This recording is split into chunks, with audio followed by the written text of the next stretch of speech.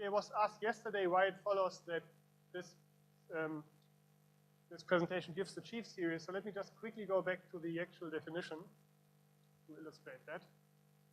So these are the relations of our weighted power commutator presentation. If you look at this commutator here, this is nothing else but saying that xj to the xi equals xj, and then we have this product here where k starts at j plus 1 up to n, blah, blah, blah. This holds for all I less than j. So it's really obvious from this relation here that the subgroup generated by xj up to xn is normal in the whole group. And as I said yesterday, it's just a definition. So we call a presentation a weighted PCP if this holds. Right? I haven't yet justified that this always exists, right? But this will follow implicitly by today's lecture because we show how we can compute such a presentation. And these presentations are important for the reasons given yesterday. So we want to compute these presentations for a given group. Okay, so this was just the recap part. So how can we compute this? And for this, we need to introduce yet another series. So we had the lower central series and the upper central series. We have to introduce the lower exponent p series. So it's a refinement basically of the lower central series. How do we define the terms of the series? Well, we take basically the commutator of the previous term in the whole group as before, but then we also add the subgroup of the p's powers of the previous sum. This is how it's defined. So a few properties. Just from the definition, you see that each pi of t is characteristic in P. Well, because you take this commutator group here and you take p powers, all characteristic. The very first term, pi of g, well, it's a special group. It's the Frattini subgroup. You know, for a p subgroup, p group, the Frattini subgroup equals, well, the commutator subgroup and then times the group of p powers. The Frattini subgroup, just as a reminder, is the intersection of all maximal subgroups. So the first group is the Frattini subgroup. The quotient, by definition, is an elementary abelian p subgroup. And the rank of this elementary abelian subgroup is the rank of the group. This D here is the number of a minimal generating set. And in fact, it's Burnside's greatest theorem, which tells us that whenever you have a generating set which generates this quotient, if you lift it back to elements in the group, then it generates the whole group. So this is why the first group is special. Well, just by construction, each section is indeed decentral and elementary abelian just by construction, because what you quotient out is basically exactly what you need to quotient out to have this property. If our group has P class C, so if this series here terminates in the last term PC here, then the nilpotency class is at most C. What else? There are some nice properties. Of course, if you have a homomorphism from G to some other group, then this homomorphism maps the terms of the series to the series of the image. And if you have a quotient which has P class C, then this is the case if and only if the C's term of the series lies in the normal subgroup. So these are just immediate consequences from the definition, and we freely use these later on in today's lecture. And lastly, just a quick comment on so-called weights. So I haven't really said anything about why this weighted polycyclic presentation is called weighted polycyclic presentation. Well, one reason is, I don't really need to talk about weights in this lecture, but I thought I'd just give some justification. You can join some weights to the generator. So you have the generators A1 up to AN, and you can say that generator AI has weight omega of AI if and only if it lies in this term but not in that term. So this is how you can say these generators have weights. But as I said, this is not really crucial in this lecture. It has some impact in some other algorithms, which I don't discuss. Okay. So this is our setup. Just one example to see how this lower central series looks like. Again, P16, well, P0, that's the whole group, that's easy.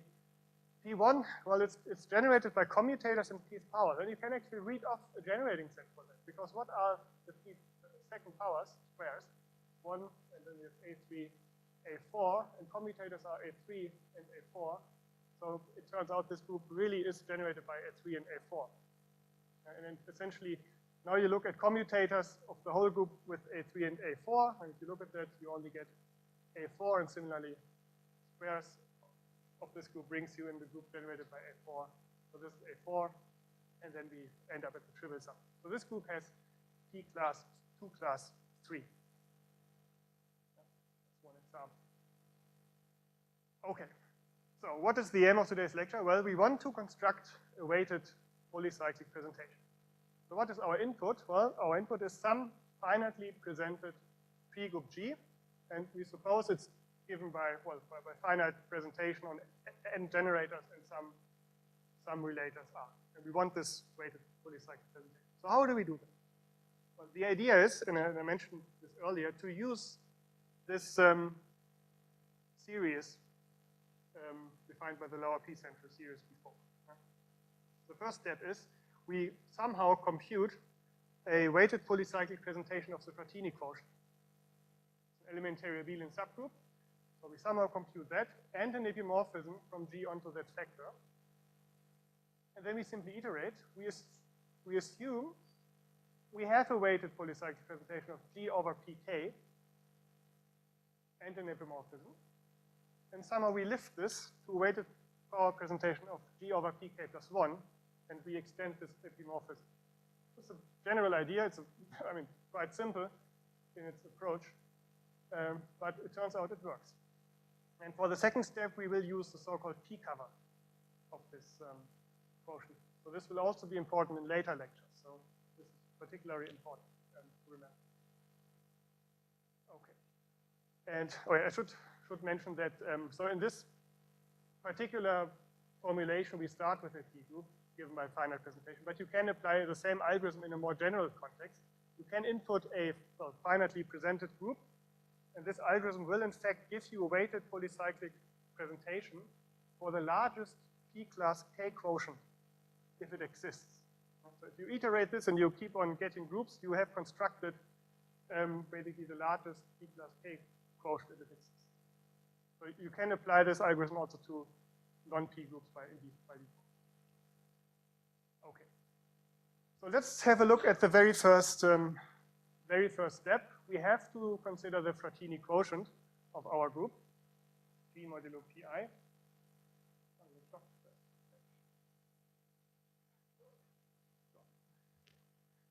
Anyway, so we want to consider this Frattini quotient and find a weighted polycyclic presentation. Now the thing is, when we start with our group, we don't know the series. So we don't know the terms tk of J. So we can't form these quotients. We don't have that. We actually want to construct them along the way. But as I said, the very first quotient is kind of special. It's a quotient by the Frattini sum. So how can we do that? Well, we have a look at our relations. We'll soon do an example to make this explicit. We have a look at our relations. Yeah.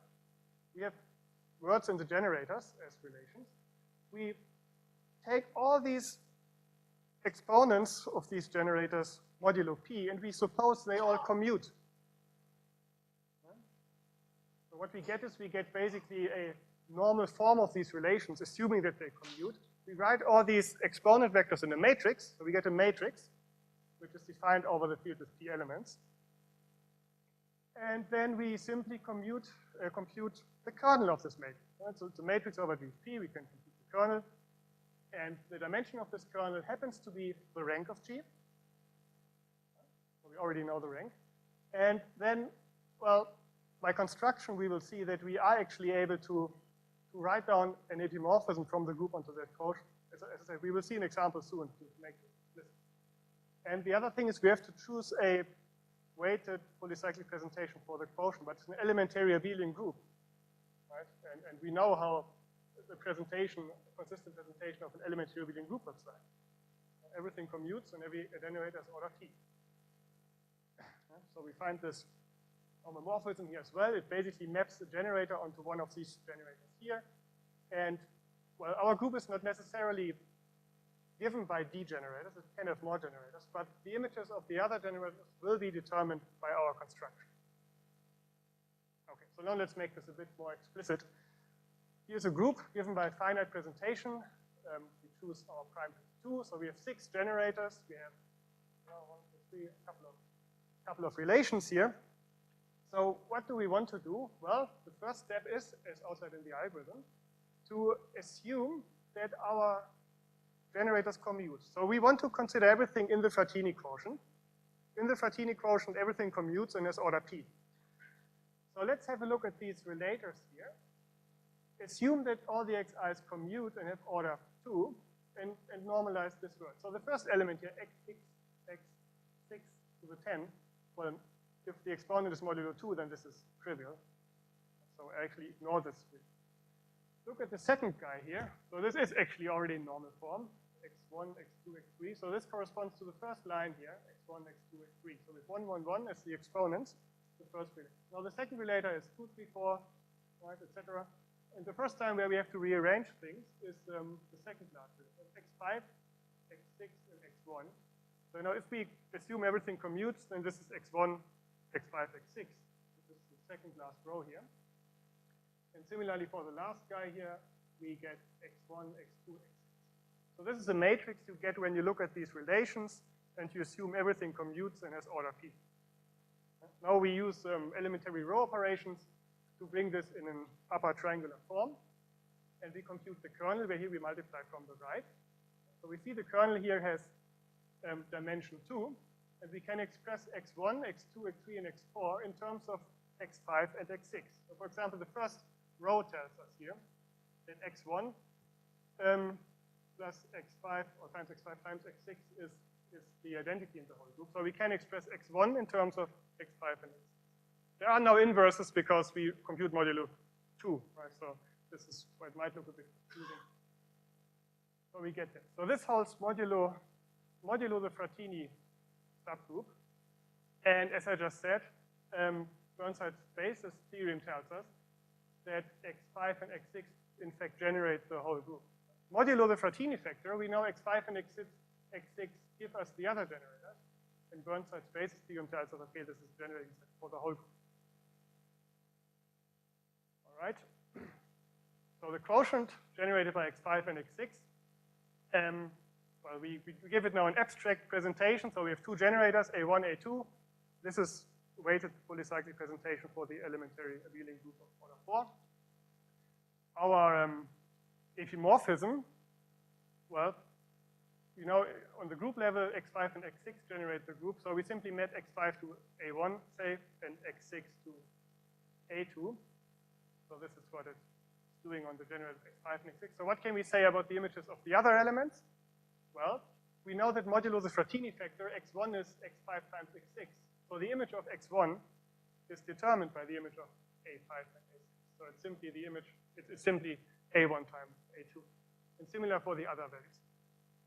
Okay. So here we have our initial weighted polycyclic presentation for the very first step, and we have our epimorphism. And as I said, by construction, we can really choose this epimorphism that it maps generators of the original group to generators of the presentation we have defined. Okay, and the main thing to do is really just linear algebra, right? It's the computation over BFP in general, just linear algebra. Okay, so now let's consider this induction step. So we suppose we have this good weighted presentation for the quotient G over pk and an epimorphism. And what do we want? Well, we want the same thing over pk plus 1. So since we fixed this setup, let's abbreviate notation a little bit. H is the group we have, the quotient we have given by this nice presentation, and K is the group we want. There is a relation between these two groups. H is a quotient of K when we quotient out this subgroup Z.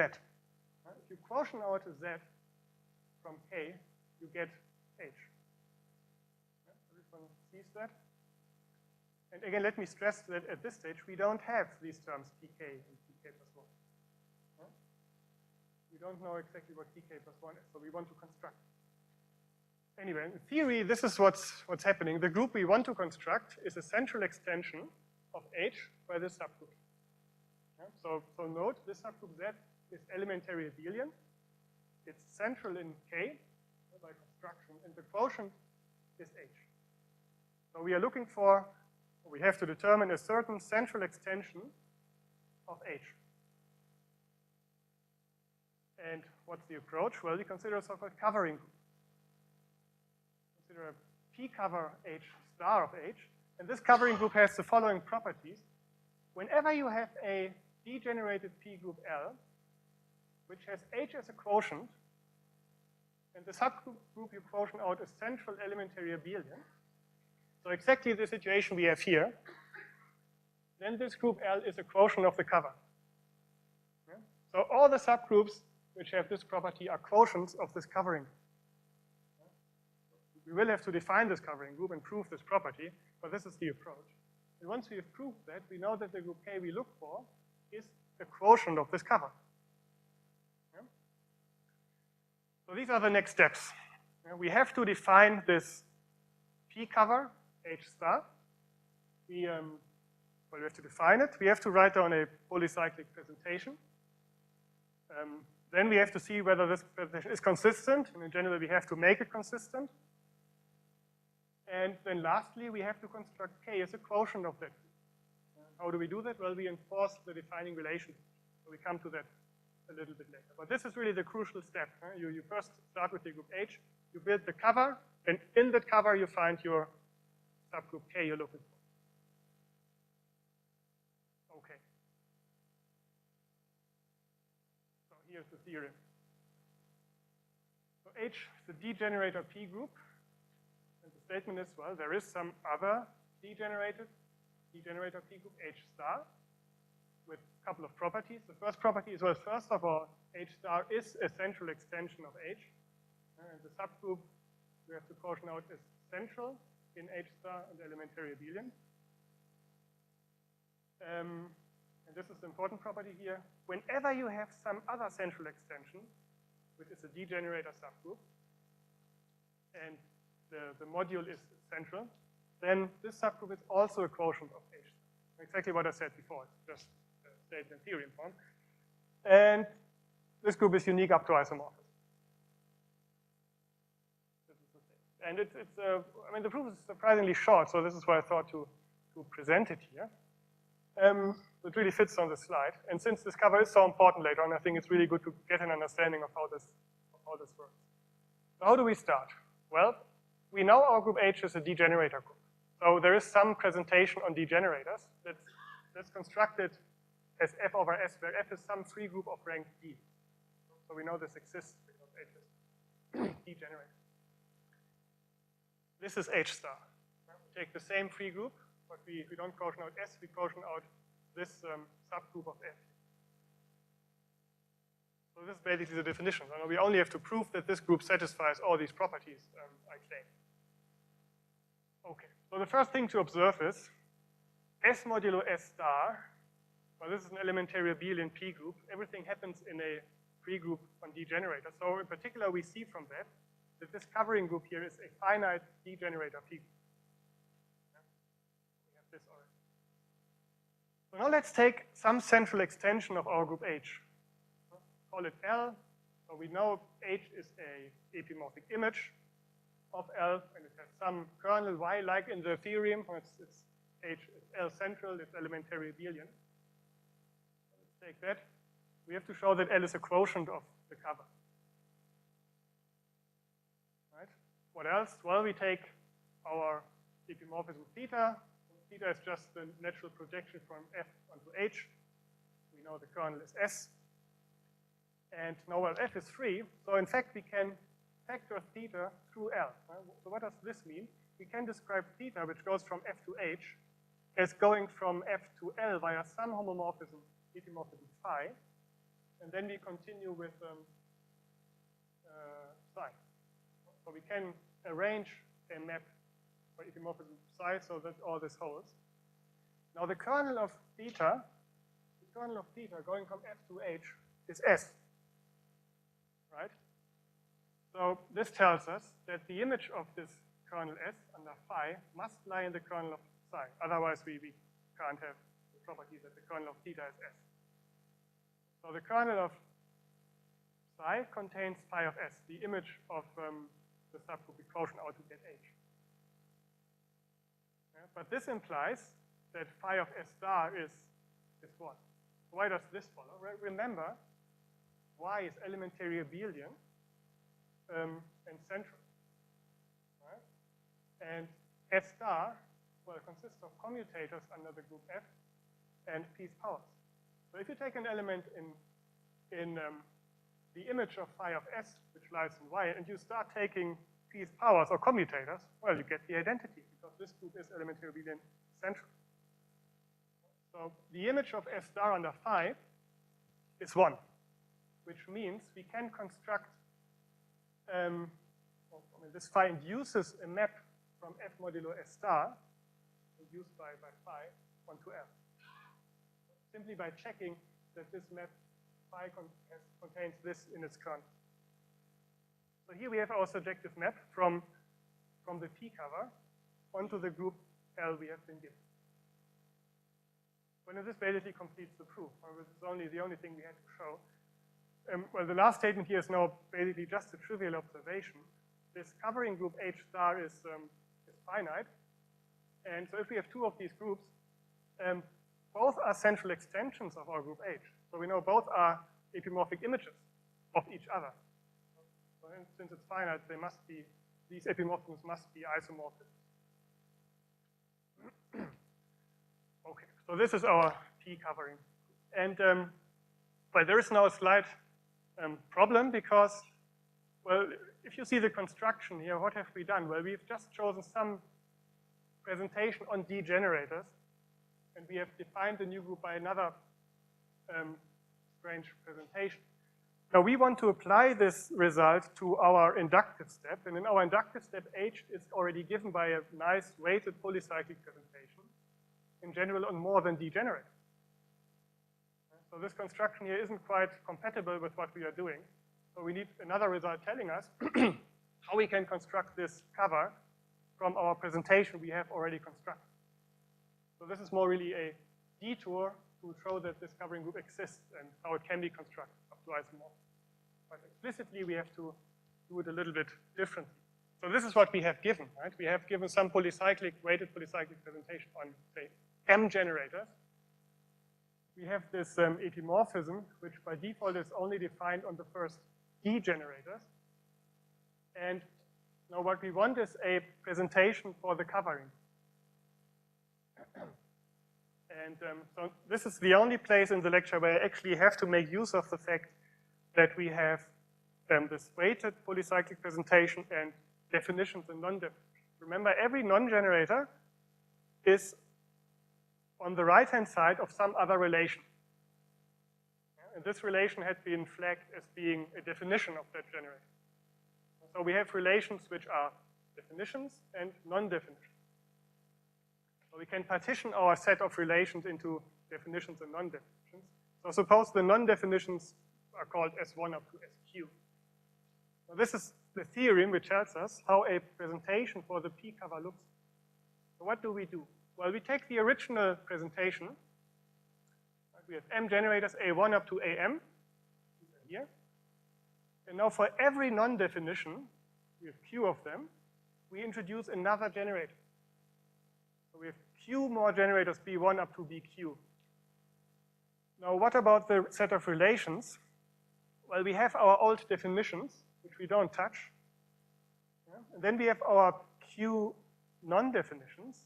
And to the non-definition SI, we simply write VI on the right. So this is then the new definition for the new generator BI, because BI is on the right side of that relation. And then we also make the new generators central and of order P. So making them of order P means adding these relations, making them central, well, using our convention means we don't have to do anything, because if no commutator relation is given, we assume the elements are central. Okay. And just from the definition, you see the subgroup generated by these BIs here is elementary abelian, central, and if you quotient it out, well, if you ignore everything which involves B, you get back your presentation of H. Yeah? So H star modulo B gives us back H. Now, I don't give the proof here. because it would be too long, and in fact, actually, I didn't check it carefully. But let this just be given without proof. It's one way to define explicitly a presentation of our p-couple. There's one slight problem in practice, so very quickly you will have to introduce lots of generators. This will have an impact on practical applications, but it shouldn't bother us here in the theory. So in practice, there are some further tricks which can be used to reduce the number of new generators. But anyway, so we are now in the situation really to write down a presentation of our covering. So here's an example. Take H to be elementary abelian of size 4, then let's write down a presentation for this covering group. So how many generators do we have in that covering group?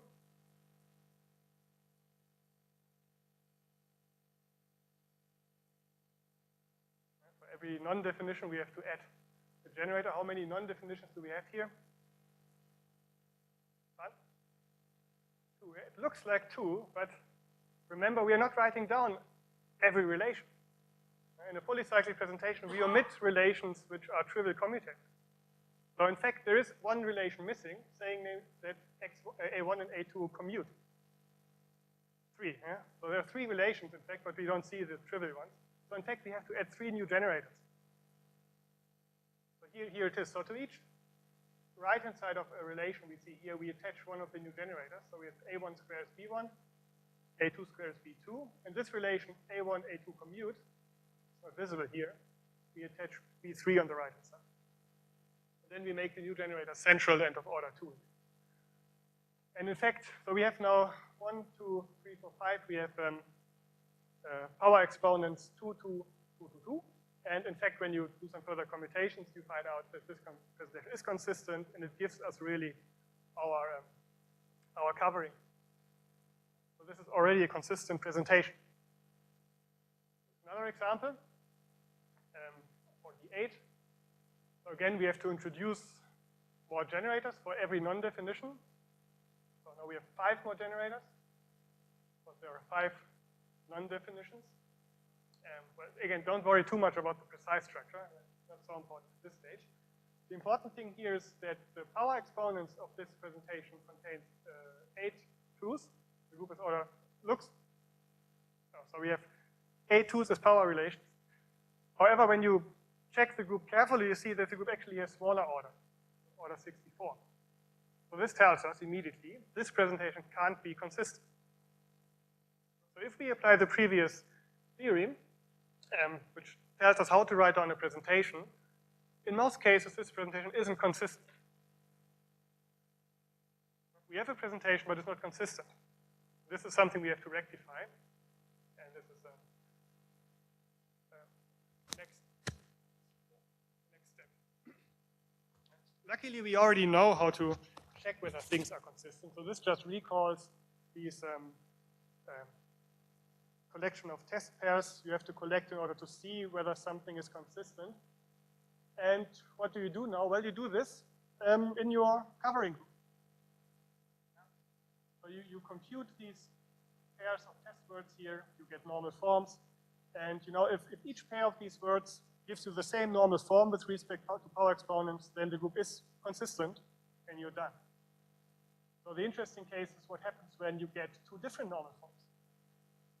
So you collect, say, the first guy here, you get one normal form on the left, a different normal form on the right. Well, you know, it's a group, and these elements are definitely the same. It's just the law of associativity. So what you've just found is a new relation between 2 normal forms. This equation must hold in your group.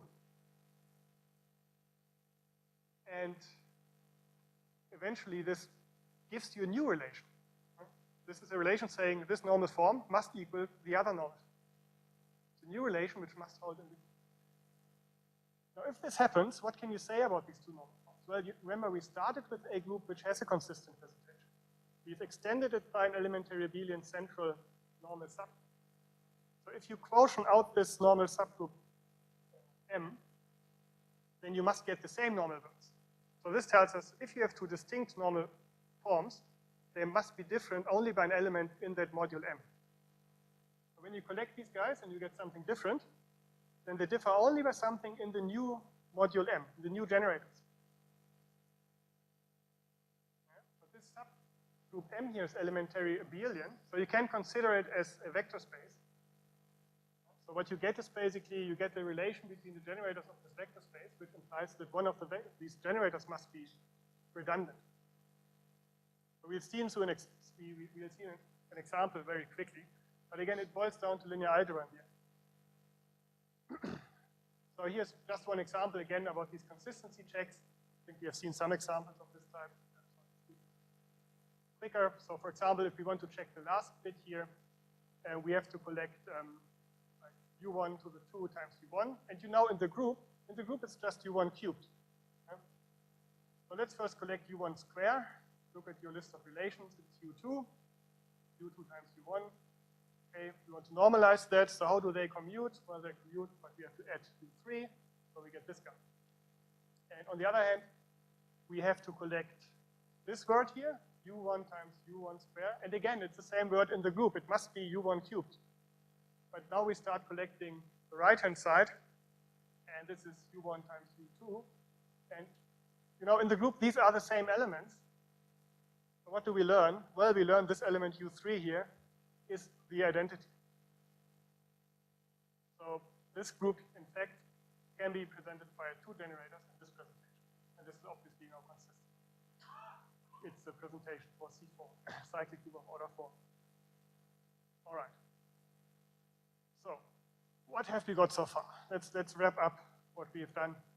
We have been given our P group G just by some arbitrary finite presentation. Yeah. Somehow we have managed to construct a consistent weighted power polycyclic presentation for the quotient P over pk, which I denote H. We also have an epimorphism which maps generators xi onto some generators of the quotient, at least for the first D generators. We have found a consistent polycyclic presentation for our covering. And we know that the covering group modulo, this M here gives us MH. What do we want? We want a consistent presentation of K, P modulo pk plus 1, and an epimorphism from G. And we also know, by the theorem of the covering group, that this K is a quotient of the covering. So somehow, we now want to construct K as a suitable quotient of H star. So how do we do that? Well, we construct it by enforcing the relations of G. You know, K is a quotient of G. So every relation which holds in G also holds in K, right? So the group H star here is not a quotient of G, but if we add all the relations which G satisfies to the relations of H star, then it is an epimorphic image of G. And we can use this strategy to really construct our group K. So this is how it goes. So the top is the same, left it so you can see what we have to find. So we want to construct K as a quotient. And this is how it's done. Well, remember we have theta as a map from G to H. And it maps first generators xi to ai. So we now lift this to a map from the free group to the covering group, simply by saying, okay, we take the generator xi in the free group, mapping it on the generator ai in the covering group. So we simply lift that homomorphism. Then we take a relator of G, and, well, it's an element in the free group, so we can apply our map theta hat onto it, and we get an element, call it NR. And, well, we know it must lie in the group N. So we take all the elements we obtain this way and take the subgroup of M generated by this subgroup L. And now we are basically done, because by Van Dyck's theorem, we know that these two maps here are surjective. Okay, let me justify the first one. So we know there is an epimorphism going from H star to K, just by the theory. We know K is an epimorphic image. Right? Now here we have the set, or or the normal closure of all relations of P. All these relations here are satisfied by K because K is a quotient of G. So by Van Dijk's theorem, we really know there is an epimorphism going from the left side to K. And similarly here, right? You know, what have we done? We have taken the group H star and we quotient out all the consequences which followed from the relations in G. So if we take the map G to H star, the quotient L, then the images of these generators satisfy the relations of G. Well, simply by construction, we have quotient them out. So now we have two surjections. G goes to here, and this guy goes to K. So we have found a surjection from G onto K. And well, there's still one last step to prove. We know by construction, this K here is the largest P class K plus 1 quotient of G. Simply by definition, the largest quotient of G which has P class K plus 1. This group here is also quotient of G, and it has P class K plus 1. But we have an epimorphism from here to here. But this is the largest quotient we have. So this can't be larger. It must actually be the same. So we really have found out, okay, the group K we looked for can be constructed as this quotient. Okay. So this is how it's done. So what's left to do? Well, we have to find a consistent weighted power presentation for this guy, and we have to construct this epimorphism. And that's it. This is the induction step, and then you just iterate. So here's a big example. So I think it's really best to see this algorithm in practice, because it really just shows how it really works. So here's a group G, given by a set of relations. And again, it doesn't really matter how these relations look like. It's really just to demonstrate how the algorithm goes through. Choose prime to be 2. So the first step is consider the Frattini quotient. I've shown how this goes. You abelianize all these relations, take all exponents modulo 2, and use elementary row operations to get basis. So I don't do this here again.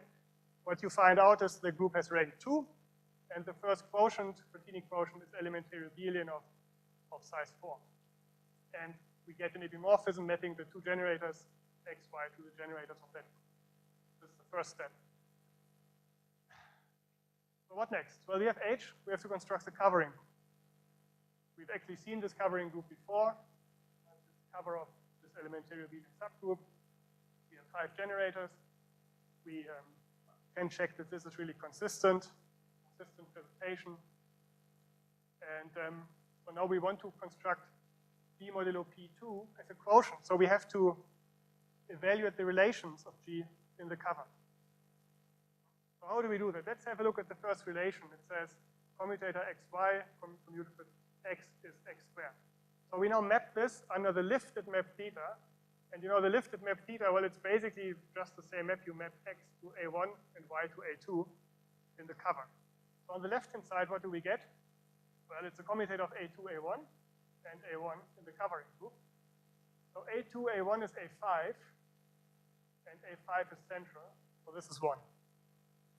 On the right-hand side, well, x2, x goes to A1, so we have A1 square, which is x3, and that's it. So we see that we must have the relation A3 is 1. And now we simply continue with the other relations. The next 3 relations pose no further conditions, so you just get 1 equals 1. And the last relation here, well, xy cubed y, well, if you compute that, it takes a little bit of hand calculation, you get A1, A3 in the covering, and on the right-hand side we get A1. So again, we get A3 must be equal 1. And these are the only relations which follow from evaluating the original relations in the cover. So by the previous result, what do we do? Well, we construct the new quotient as the cover, quotienting out these relations, which basically is just saying A3 is 1, which is particularly easy because it just tells us we ignore A3. We take this representation, we ignore A3, and if you rename, because I want to continue and want the generators ordered from 1 to 4. So if you ignore A3 and you rename your generators, then you get this presentation. It's a weighted polycyclic presentation for G modulo P2.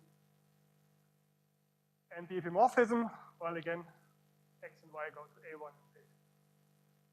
Okay, second round, well, let's do it a bit quicker. Again, we construct the covering group by adding new relation and new generators. This time we have to do some consistency checks. So I only write down those checks which actually give you a non-trivial relation.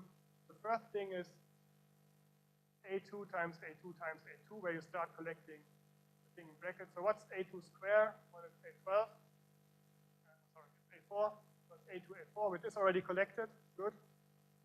If we start by bracketing the first two elements, A2, A2, then we get A4, A2, right? So now we have to commute A2 and A4. So we look in our list of relations and get that we have to add A8, A2, A4, A8, and then we are done. So these two elements have to be the same, and this happens if and only if A8 is 0. Sorry, 1. And these are the other relations which I think I skipped. So you basically just evaluate these two words. Eventually you get here, right, you have this A2, A12 equals A2, A5, A11, A12. So these must be equal, which holds if and only if A5, A11 is 1. Or in other words, A5 must be equal A11, because its prime is 2. Another consistency check which tells us A6, A7, A11 is 1, and A9 is 1. And these are the only consequences which follows from the consistency check. Yeah. So what do? Well, we make a consistent presentation by get rid of A8, A9, equating A11 to be A5, and equating A6 to be A7 times 11 or some other combination. So if you do that, you get your consistent presentation of the cover. Yeah. And just what we had computed. Now we have to evaluate relations in the new covering group. And it's exactly as before. You lift your map feeder to the covering group, You evaluate the images of your relations. Use quicker. So first relation tells us A7 must be equal to A8. Here we get that A6 must be trivial. And the other two relations don't pose any conditions. And lastly, we have A7, A8 is 1. So this must hold in order to have a quotient of G. And we've seen previously that we have to quotient this out in order to get the new quotient G modulo P3. Yeah, so we take these relations and quotient them out from the cover. And then we have our new weighted polycyclic presentation for G modulo P3. So again, I've renamed to have the generators in the right order. But see, it's not really as difficult. It can become quite tedious if you have lots of relations. But in principle, it's a straightforward approach. And just remember, it really started with an arbitrary presentation, and eventually we get these nice weighted polycyclic. Okay, so this is what we had just done, just summarizing what we had done. And now why are we finished? Well, you can actually check that the group has order 2 to the 6th, and it's the same order as this quotient here. So we have constructed a weighted polycyclic presentation of our input. This is how it works. And as I said earlier, in general, you can also input, well, not necessarily P groups. This algorithm will still work, and it will eventually construct the largest P-class K quotient if it exists. So it just keeps on. Okay. So in the last 2.5 minutes, I would like to give you a very brief motivation of this, why these algorithms are actually so famous. It's all going back to these famous Burnside problems. You know, Burnside posed a question asking, if you have a finitely generated group in which every element has finite order, is the group necessarily finite? There are other variants of that problem. There is, this was a generalized Burnside problem. There's a Burnside problem asking, okay, instead of saying finite order, just specify the exponent. So take a degenerated group in which every element has order dividing n for some fixed n. Is this group finite? And if so, what's its order? Then there is a restricted Burnside problem saying, okay, what is the largest finite quotient of that group if it exists? Quickly, the first problem here is, well, the answer is no. Paula Chafarevich have shown the existence of an infinitely generated 3 group, which is torsion, but not finite. And later, also these Tarski monsters are famous examples of counterexamples to this problem. So there exist groups which have only torsion elements, but are not finite. The Burnside problem itself, well, a lot of work has been done. It's known that this group is finite when n is 2, 3, 4, and 6. It is known to be infinite for some large n, but there are no other cases known, as far as I know, where this group is known to be finite. So in particular, it's not known whether B25 is finite. So a 2-generated group where the exponent is 5. It's not known that this group is finite. And about the restricted Burnside problem, well, Hickman and Hall have reduced this problem to prime power n, and then Zelmanoff proved this for prime power n. And this is, I mentioned this because it's one of these reductions I mentioned earlier, where you reduce a general problem to a problem of P groups. And this was really famous because, well, Zelmanoff got the Fields medal for that eventually. In the last 13 seconds, let me just say that this p-quotient algorithm has been used to construct a couple of these finite quotients. And remember, this quotient computes, well, a consistent weighted power representation for the largest p class k quotient exists for a finitely presented group.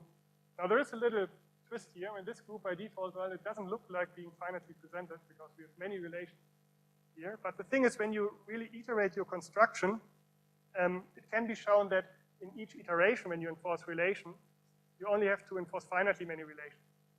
So you can actually use a modification of p-quotient to construct p-quotients. And here's just a list of some results and some authors, so I don't really say a lot about that, but just indicating that, I mean, these numbers really get huge. So these groups are and exist by Burnside, by Zelmanoff. So they always exist, and they are really large finite quotients.